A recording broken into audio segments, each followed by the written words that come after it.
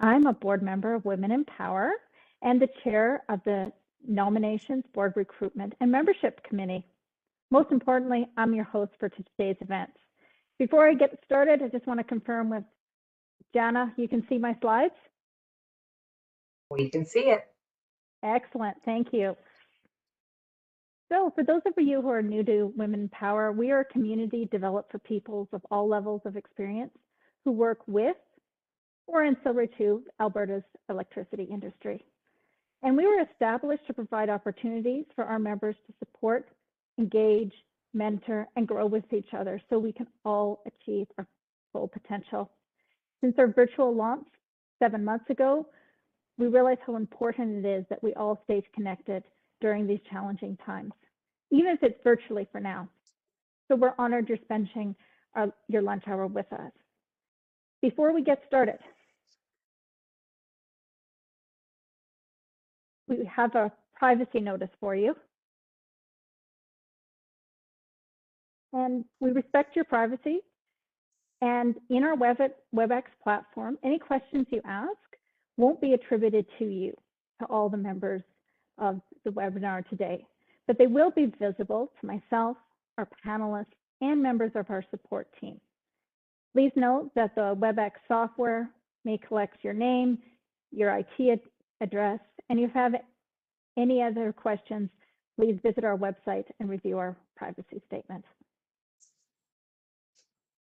In our first year at Women+Power, we are so pleased to have the support of the companies listed on the screen.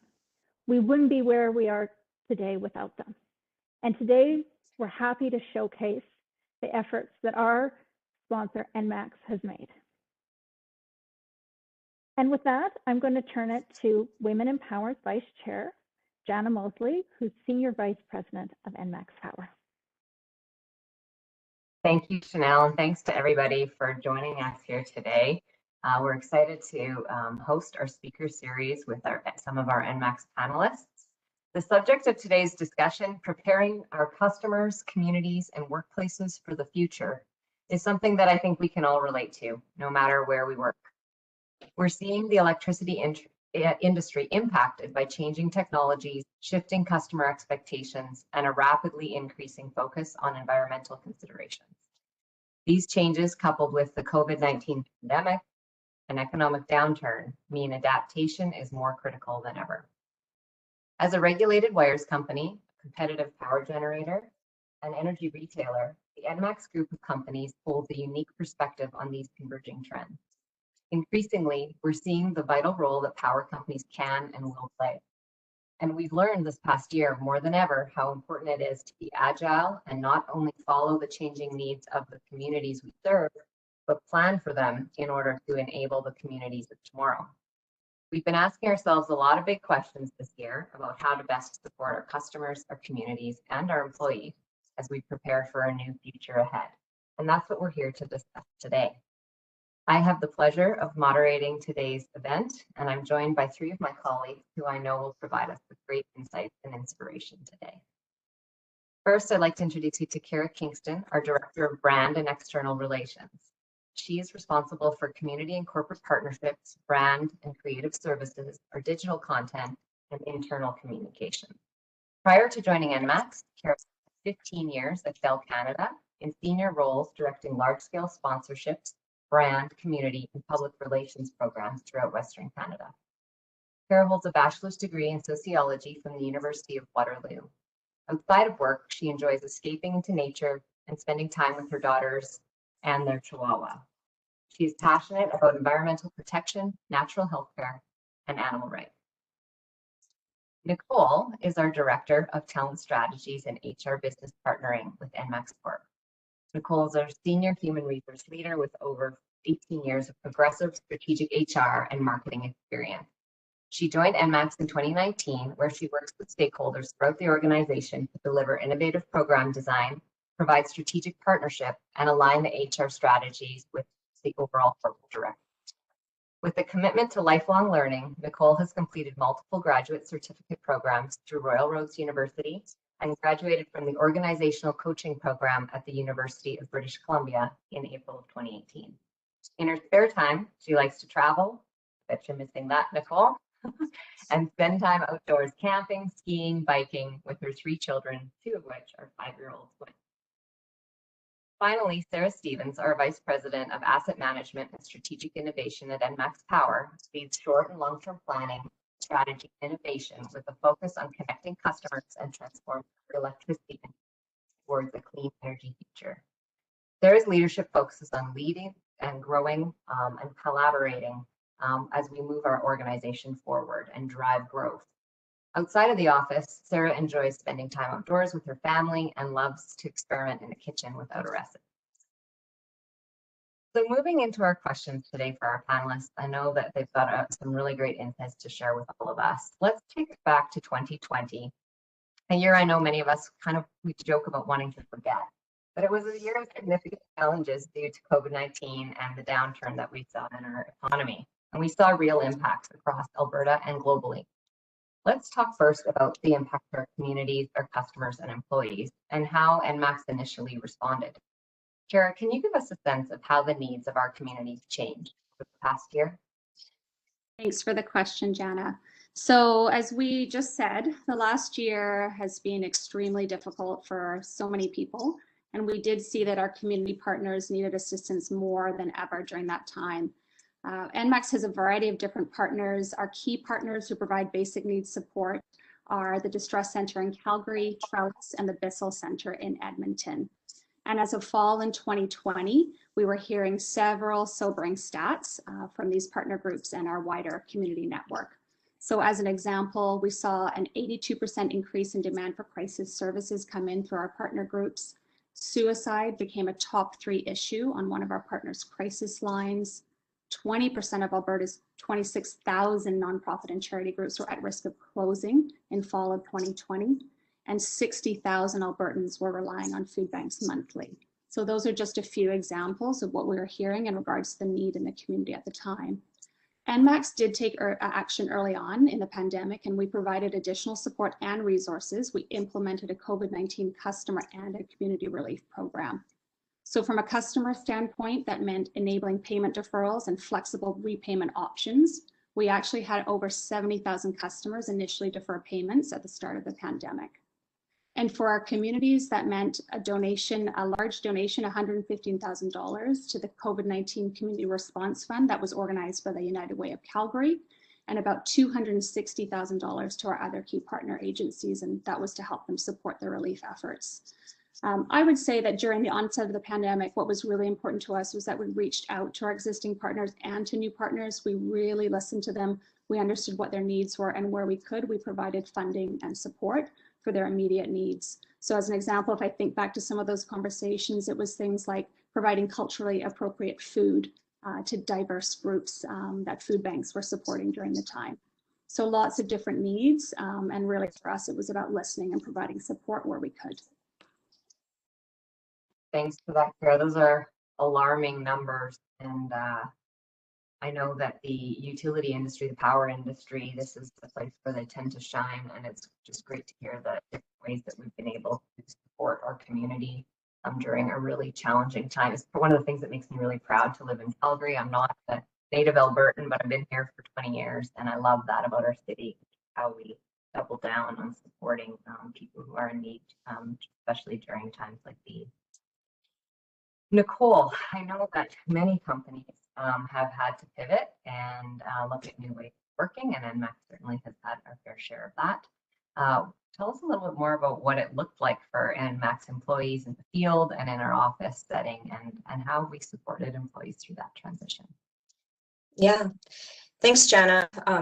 Yeah, it has been a year of remarkable change for our teams, and as an essential services company, it's imperative that we keep our teams safe so that we can continue to provide reliable service to our customers.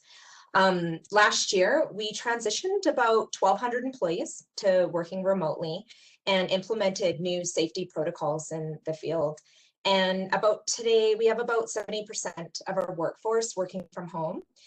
And our field teams have had to adapt and make many new requirements in the way they work. And a few ways that we supported them through the transition.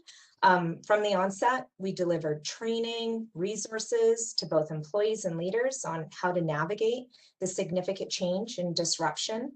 We also deployed a pulse survey, a few of them actually, early on, to gauge where our people were at and to try to understand where we needed to pivot in our COVID-19 response.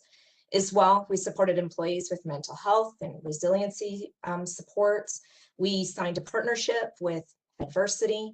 We brought in experts such as Dr. Bill Howitt to come and talk to all of our employees. And we also rolled out a mental health navigator for all of our employees. However, I'm really proud to say we were agile and adapted to these new conditions without any interruption to service. In fact, we saw a 90% customer satisfaction rating, a significant increase in our employee engagement score, and we achieved our best safety record in a decade. Thanks, Nicole. Yeah, I remember early days, and actually just once again here, now that we're in lockdown a bit more, the adjustments even that we've had to make around power outages, for example, for customers. Suddenly you've got all of your customers who normally would be at their workplace working from home. And so how do you take a 4-hour outage in the middle of the day? It's so disruptive. We're all obviously relying on electricity to run our computers and our networking platforms. And so it's been really interesting just to see the different things we had to think about as an organization and where we needed to adjust, but while still providing service to our customers. Sarah, from an operational perspective, how would you say this past year has changed the needs of our customer? Yeah, so we've heard quite a bit from you, Cara, and Nicole about all of the different impacts that we've seen over the past year. You know, as you mentioned, we're seeing that the electricity industry is really impacted by changing technologies. There's been shifting customer expectations and a rapidly increasing focus on environmental considerations.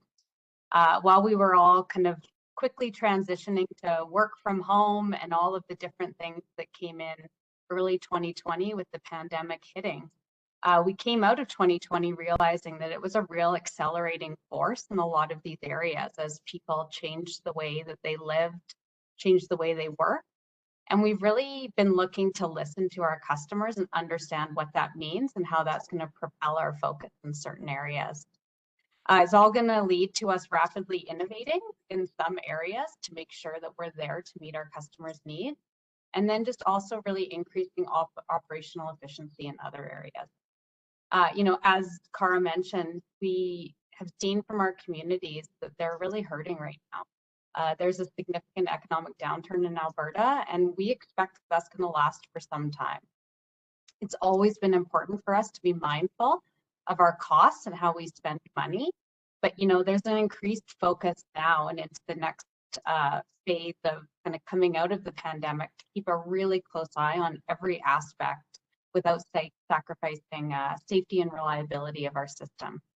We need to make sure that we're adapting to all of this, meeting those customer needs, and really digging in to make sure that we're continuing that focus on safety, focus on our people and skill development, and modernizing the grid. We're also in the process of updating our long-term environmental objectives and sharing that with our customers and stakeholders later this year to continue our focus on environmental stewardship. So I'm hearing a theme that we've been listening a lot to our customers and our communities and our employees, and we've been adapting based on what we're hearing. What does adaptation look like going forward? Cara, maybe you could talk a little bit about how we're evolving now when we think, you know, for the future, and what role we'll play in supporting our community based on all that we've learned in this last year. Yeah, thank you for the question. I agree. I was listening to what Sarah was saying about listening, and that is a huge part of what we're thinking of as we're moving forward with our community investment strategy. You know, for ENMAX, the way that we show up in the community is really important. We're providing an essential needs service. We want to show up in the best way. It's important to us. It's imperative to our community that we do that. We're a very local company. We consider ourselves friends in the community, neighbors in the community, a company with a human face. So we actually have been reflecting a lot on how we've been showing up, how we want to show up in the future. A lot of what we're going to be doing moving forward is listening. Listening is the key, connecting in with our key community partners, understanding their needs. So as an example, conversations that we had with them at the sort of Q4 of 2020 was about unrestricted funding. And a lot of the organizations were saying, you know, we're grateful for anything you can provide, but what's really important at this point is unrestricted funding. So funding that an organization hasn't said, okay, it needs to come and just go into that one pot and be, you know, kind of stuck there. So that was really interesting for us. I think most organizations really have something in mind when they go in and think about a community investment program. And again, that just took conversations, and that took us actually taking a step back and listening to their needs versus always dictating what we thought was going to be the need for the community group. So we really are going to be adapting our community investment strategy moving forward. Our approach is going to be less prescribed, more practical, more human, more flexible. At this point, we know that an area we're really interested in is in supporting essential needs. That became apparent as we went through 2020 and really understanding what those needs were. And we will be looking to identify and to advance issues that are going to matter to our community, such as energy affordability. So we know at this point, 16% of Albertans are actually experiencing energy poverty. So that's, you know, a staggering stat, but also something for us to be aware of and look to develop our programming around that. We've also started to use our social media channels and our communications channels to storytell more. And for us, that's not just storytelling about ENMAX, but it's actually using that channel to storytell on behalf of the organization to share what it is they're doing, what their needs are, what their current stories and requirements are in the community. We're also going to take a step back and listen more to our employees and figure out what community means to them. And that may have changed from 2019 into 2020 into 2021, just depending on their own experiences. So I'm really proud that the team at ENMAX has started a virtual volunteering program. It's a year-round cadence, something we haven't had before. We recognize that our community partners we're not able to get out there in the community and do what we used to do, which is the fiber of ENMAX. So as of March of this year, we started that virtual volunteering, all sorts of different opportunities to our partners, and we just keep adding to it and listening to our partners and listening to our employees to see where it is they want to get involved and help out. I know our employees, I've got some great feedback hearing that the virtual volunteering program has been launched, because it is something that I think a lot of our employees, you know, love to contribute to, and really is part of what makes them proud to work for ENMAX, and it's because of the way we're engaged in the community and how we leverage those relationships and facilitate and enable them there at making a difference. So that, just so you know, great feedback on that program. I'm sure there'll be more to come. When we think of the future, obviously a lot of companies are talking about workplace of the future. And I know we keep thinking we're getting close, that perhaps could be that future, and then the next thing you know, we're in another wave of COVID. But Nicole, maybe you can talk to us a little bit about the workplace of the future. We believe it's around the corner here, and I know that there's some great work going on with your team and others across the organization as we look forward to that. Do you want to share with us a little bit about what you see? Yeah, thanks for the question, Jana. Yeah, I think we're going to see significant change, not only in the workplace of the future, but how we do work. I think the magnitude of change will really depend on like the industry, the type of work, and as well as the organizational culture.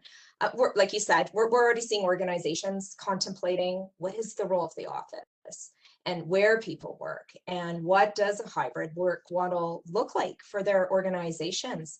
But where I do think we're going to see a trend is around when people work. I can totally see shifts to the standard 40-hour work week and employers offering more flexibility. I think it goes without saying, health and well-being supports, it's the new normal.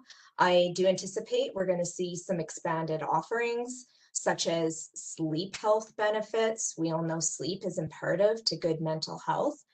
But all these shifts will have broader impacts, and it's actually something that I'm watching closely.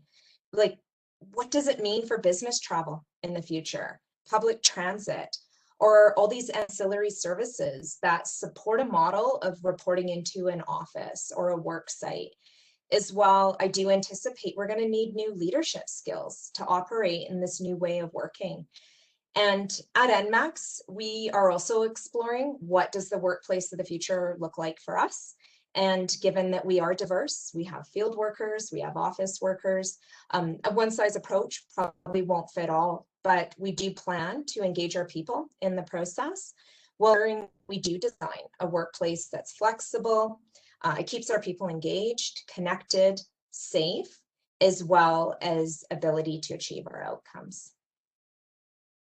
Yeah, it's exciting stuff. And I know a lot of our employees are excited about that conversation, and I hope we continue to get some great feedback that helps forge the path ahead.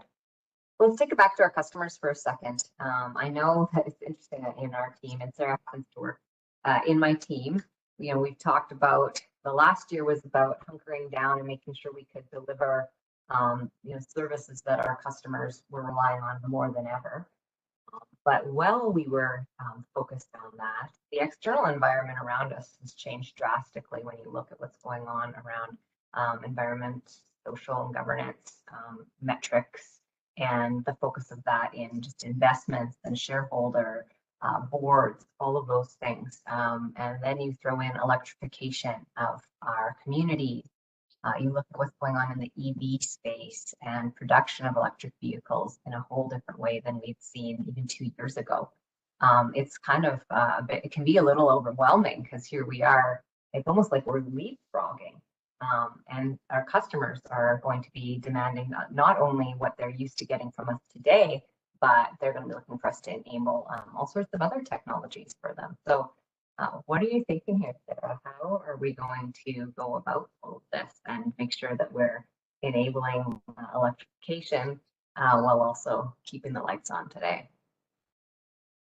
No, I mean, Jana, it's the question of the hour right now. And I would say that, you know, we've done some great things over the past number of years that have set us up to be in such a great position for where we're at. And then looking to make that step change in a number of areas to make sure that we are addressing those customer expectations around the environment, around technology, around all of these sorts of things. So there's a few things in particular that we are doing across our business. On the generation side of our business, we are continually improving operational efficiency and environmental performance of our generating facilities. That's through engineering optimization, technology upgrades, introducing more solar power installations for customers across the province. We did transition away from coal-fired generation back in 2015. We moved to natural gas and wind generation for our power supply requirement. And in the process, we achieved significant reductions in our generation fleet emissions, reducing GHG emissions by 65% from 2015 levels. So today we operate really the most efficient, lowest emitting power generation fleet of any major supplier in Alberta. So we're just in really great shape in terms of what we've been able to move the needle on since 2015 in that generation space. We also have some really unique pilot projects underway that are both innovative and speak to those changing customer preferences with an increased focus on environmental considerations. So at one of our generating facilities, the Crossfield Energy Center, which is just a little bit north of the actual city of Calgary proper, we've installed Canada's first hybrid electric gas turbines. And it will provide power to Alberta's grid instantly without having to run constantly in the background, meaning it can provide power at near zero emissions. It's a really exciting project. It's the first time this technology is being tested in cold weather environment. And there's other generating facilities in Alberta and elsewhere in Canada that are going to benefit from the learnings that we have from this type of renewable technology. We're also working on a really cool pilot project right now that you may have seen in the news. And if not, I believe that, spoiler alert, there will be another press release coming out on this week. We've been working with a number of parties to install secondary network export project, and it's going to be located at Chinook Mall. We've worked with funding partners from Natural Resources Canada and Alberta Innovate, and it's really testing out technology around two-way power flow on a particular segment of our system that has more complications than elsewhere in Calgary. And this is really going to be able to test out, as the first utility in Canada, this type of solution and what we can do around some technical issues to allow for solar and battery technology, in particular in the downtown area of Calgary. ENMAX is also preparing for increased electric vehicle adoption, as Jana mentioned, and we're currently running a charging pilot to better understand customer needs, customer behavior, and also what that impact is on our electric grid. So the next stage will be a smart charging program and how we can work with customers to look to charge more outside of peak times and accommodate more electric vehicles in the grid with minimal system modifications. It's a really exciting project, and I can tell you that we have been running some data and collecting some things over the past year, which even despite the pandemic and COVID have showed us that people are still really charging their electric vehicle at those peak hours. And so even when you think about work from home and all of these other aspects that layer in changes, that's not what we're seeing from that charging pilot and customers. So it's just providing us with excellent information about how we can be there to support the needs of our customers in those areas. Thanks for that, Sarah. So I think what we've heard from our panelists today is there's no shortage of opportunities and challenges for us all in the power industry. I think that's one of the great things about a networking group like Women+Power. I encourage you, if you're not a member, to become a member, get connected. It's great to just reach out to different colleagues within our industry in our province who are all dealing with the same questions, the same challenges. And, we have an opportunity in terms of managing costs and energy affordability for customers to learn from each other and not all be out needing to do the same thing and look at individually as companies, but really collaborate and share those learnings together. So I really encourage you to engage in this community. I know for myself, I really value being able to pick up the phone and call several of the people who no doubt are participating in our session today. Even though I can't see you, I can't wait till we're all in a room together doing this, and with wine as well would be great. I'm going to turn to question and answer for a bit here. So if you have any questions, please go ahead and put them in. We had a couple that have rolled in for panelists. Nicole, I think we're going to start with you. Just a few more questions about what surveys are telling us around what employees are looking for in terms of coming back to the office full time. We're seeing that people, surveys are saying people are not interested in coming back full time. Do you think that they'll be less prescribed, more flexible, and human principles used to develop return to work plans? Yeah. Great question. Yeah, I absolutely hope all those principles are applied when we come back. In terms of what surveys are telling us right now, there's actually a couple of things. There's we're starting to see a lot of surveying right now around mental health and burnout, and there's dealing with that right now. That is a big area of focus and concern for employers, and I'm sure many of you who are on this call right now. So that's something that we're seeing as it relates to return to office. There was a survey that was deployed, a research paper, and what we saw is that 25% of people absolutely want to come back into the office. Another 25%, no, they never want to come back in. And then 50% want some sort of hybrid. And that's, I think, where we're going to end up. That's my, that's what I'm observing. And how do you do it in a way that you, again, are able to achieve the business outcomes, still maintain your culture, collaboration, connection, but also being able to support employees and what that looks like, and moving forward in a way that will work for them. So that's what I'm seeing. And again, I don't think it's going to be a one size fits all. It also depends on the work that you do as well. Sure. I like what you're saying though around just principle based, right? And if we overprescribe, then that's a whole other thing for leaders to manage. Agreed. But I think it's great that we're getting this kind of feedback across our industry and from our employees, and it's going to be exciting to see what flexibility does exist, because I know I'm sure we've all managed to do a load of laundry or something that you wouldn't be normally doing if you were in the office. So there's definitely some neat efficiencies from having a day or two at home that I think people have been enjoying. We've got a couple other questions that are rolling in just around diversity and inclusion, belonging. And can you talk, I guess, probably we'll start with you, Nicole, a little bit about how ENMAX has been approaching diversity and inclusion, where you see this going in our org over the next year. I would say that this year it's about listening and learning. We've actually just we just rolled out our equity survey to really get a good understanding of what does our community look like at ENMAX. We're also going to be rolling out some listening sessions where we want to hear from employees what their experience is and how to help them form and what that looks like on a go forward, and also how do we support our employees in terms of what does a workplace look like where they all feel like they belong. So I would say right now it's about listening and learning. I know it's been a bit unique over the last year with people working from home primarily, other than our frontline staff, but can you share with our people joining us today, Nicole, just some of the things we do as ENMAX that helps create an inclusive environment for everybody? And I get it, it's a bit unique now that we're working from home, but maybe just talk a little bit about some of the things that are in place in our ENMAX culture that promotes inclusion. Yeah, absolutely.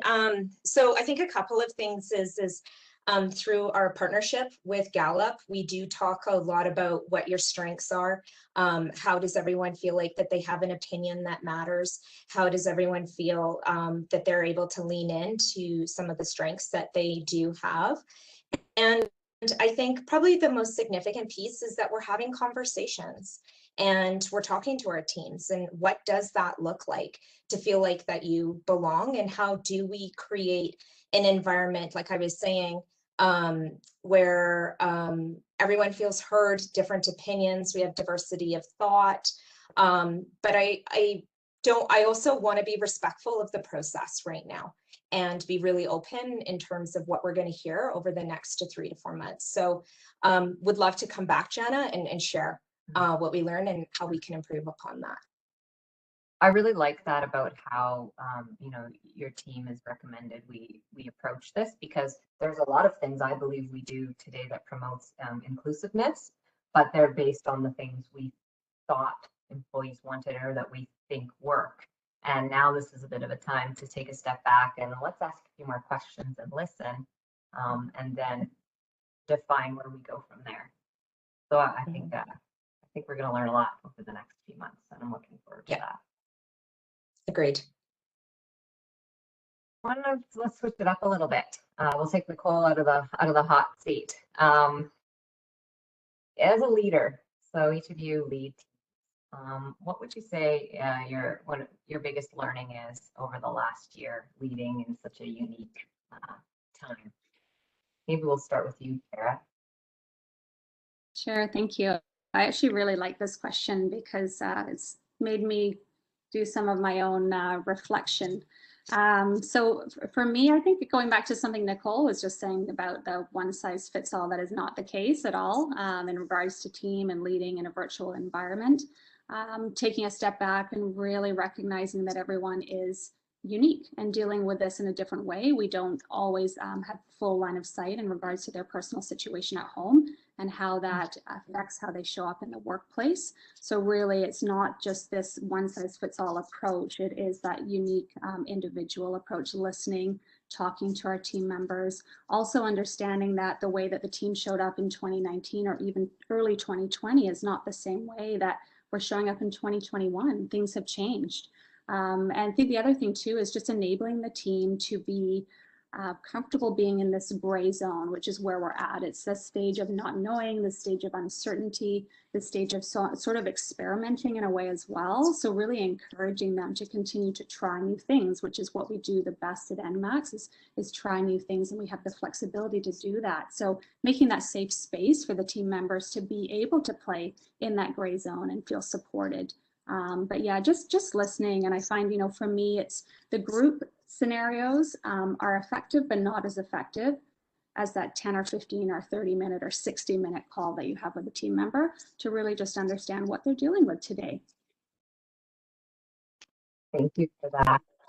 In the interest of time, I'm going to move on to a couple other questions that have rolled in because I want to be able to answer those. So maybe I will put this one out to you, and maybe you guys can just think about it, and I'll come back to you and jump to another question. So we have a question that's come in, and maybe we'll ask each of you to comment on this as we close. But what would you recommend as the top 1 or 2 skills or subjects that people should be looking into to develop in as we look at 2021 and beyond? So when you think about our future, we talked a lot about the future. If you could just think in your mind, what are 1 or 2 things you'd be saying to the people who joined us today? These are the places your time in developing or honing in your skills. And before we answer that question, there's one more, which is around just young women in engineers working in the power business. If you were to provide any advice around, how do you bridge that gender gap when you look at the power business? We've got a lot of, it is a male-dominated industry. Any advice that any of you would share with our attendees today to have that gap? I know, Sarah, in your experience, I think this is a gap that also tends to exist in the legal world as well. Do you have anything you'd like to share? Yeah, I mean, I have, quite frankly, a lot I could share about this topic. I know that the gender gap is real in the utility industry for engineers. I see women, of all ages and different types of engineering capacities within our company. And I get incredibly excited about what they bring to the table and how they, show that kind of diverse thought, just approach things a little bit differently. And I think that there is so much room and so much possibility for women in the engineering space, including in the utility industry and ENMAX. And I am all about thought diversity, people bringing different skills and talents to the table. And I think that that's what makes us truly fantastic as a larger team, is when you think about all of those pieces coming together and the different types of skills and focus that, people from different genders, backgrounds, all sorts of areas of diversity bring to the table. And I think that's what makes us better. And to be honest, I think that diversity and that inclusion is what's going to propel us forward in the future. And I think it's what we need and what we're going to be relying on. And so I'm incredibly excited to see young women in the engineering space. And look forward to more and more of that. Nicole, anything you'd like to add to that? Thanks, Sarah.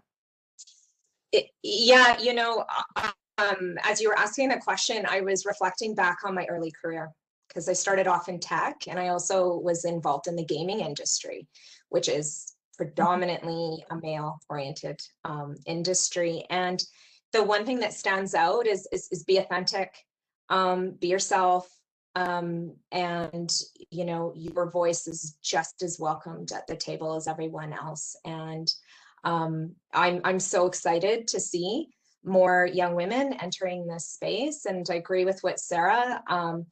When you have diversity of thought and when you have an environment where people feel like they belong, you outperform everyone else. So that's.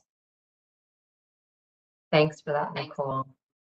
The other thing maybe I'd add as a female engineer in the utility industry is this is a unique time. I remember when I started in my career in Calgary in 2001, we were talking then about the gap that was going to be created just around age in our industry and the build that had happened in our industry in the 80s. And when utility companies had been hiring and hiring and hiring to do the big build, And then we had about a 10-year period where there wasn't a lot of building going on. And there is a gap in terms of resources in our industry. And if you're kind of, it's like the age, I think it's about age 45, there's a bit of a cutoff where you start to see people are, we have a gap between 45 and 55 right now.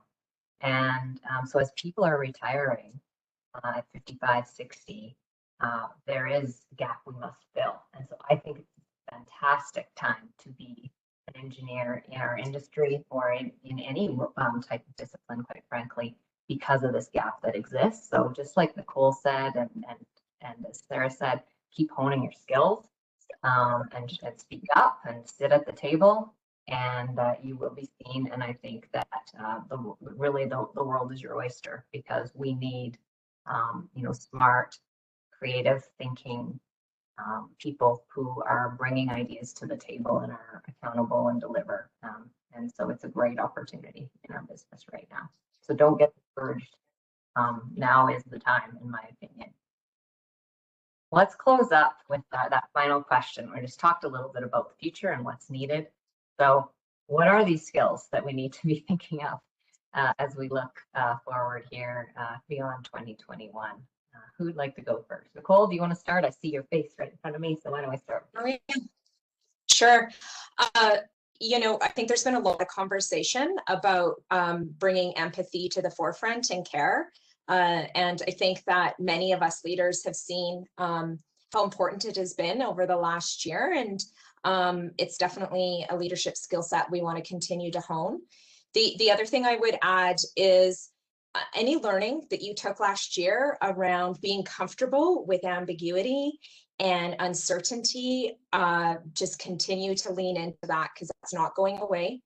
And especially in our industry, and the more comfortable you can get with leading through ambiguity, uncertainty, and not knowing or being able to articulate what's ahead, and being comfortable with that will serve you well. Thanks for that. Sarah? Yeah, so couple things that I think about, and I totally agree with what Nicole said, but I'll go with different selections because I have to pick a couple. One would be data and technology for sure. And I think that can be in any aspect of your life. That can be something that you get to know and use in your personal life. And just having a bit more comfort around data and technology, I think it's going to be a real skill to have as we progress forward. And something that I'm keenly interested to learn more and more about myself. The other one, when I think about some of the other types of skills, I think anything you can do to hone the skill around communication is just going to be so important and so critical. And that's verbal communication, that's communicating through these sort of technology platforms, which, we've all become more and more comfortable with. And I would say take opportunity to just get out there and do these sorts of things and try out different methods and forms of communication, because there's going to be more and more need to have those skills, and I think it's going to be really important. Thank you. Over to you, Cara, to close us out. What skills do you think people need to be honing in on or developing? Thank you. I think, Sarah, you and I probably had very similar ones. As I think about our team, and what we talk about all the time is modernization. We talk about staying on top of trend, having radar. So really just understanding the advancements that are possible inside of the space. And for us, inside of our team, the communication space. So, what you said, Sarah, is feeling comfortable inside of these environments. But for us, from an external communication standpoint, what else can we do to modernize the way that we communicate with our stakeholder groups, our customers, our community? So we're really trying to stay on top of that and encouraging our team to just, spend 5-10 minutes at night looking at something different. It doesn't need to be inside of our utility industry, something that inspires them, or something that's from an industry where we're seeing a lot of disruption. So same, I'd say communication and technology and trends are really going to be important moving forward.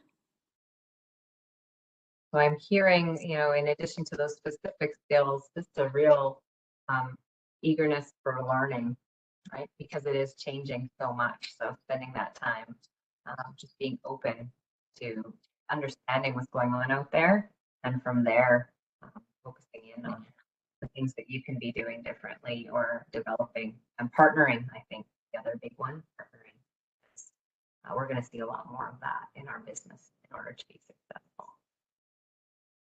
Thank you all very much for sharing your thoughts and taking the questions from our attendees today. I'm going to hand it back over to Chanel to close us out. I hope you all enjoyed the discussion. And again, look forward to seeing you all in person.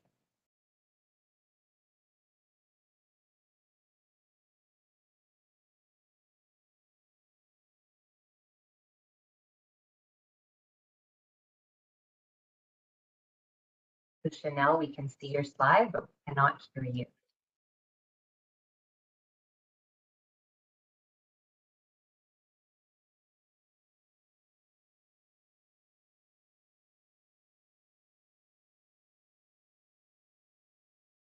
Okay, well, with that, I am going to close our session formally. I'd like you to all pay, pay close attention to our social media sites. For those of you who aren't getting our newsletter, please do take the time to sign up for our newsletter, and you can see all of the great events that are coming your way and opportunities to network and learn. Chanel is back on. Do you want to say anything else before I close, Chanel? Thank you, Jana. I should take up the panelists' great advice to become more technically competent and turn on my camera for. Just wanted to thank everybody for coming today. This is our second sponsor spotlight. Look forward to connecting with everybody. And please follow us on LinkedIn. That's how you're going to see about our exciting new events. We've had lots between our events and programs, and that's how you'll connect with us, is following on LinkedIn. Sign up as a member on our website. Great news, it's free. And that way you'll get our newsletter and see our exciting events. So big shout out to the panelists today. I learned a lot, and thank you very much. Be well, everyone. Thank you.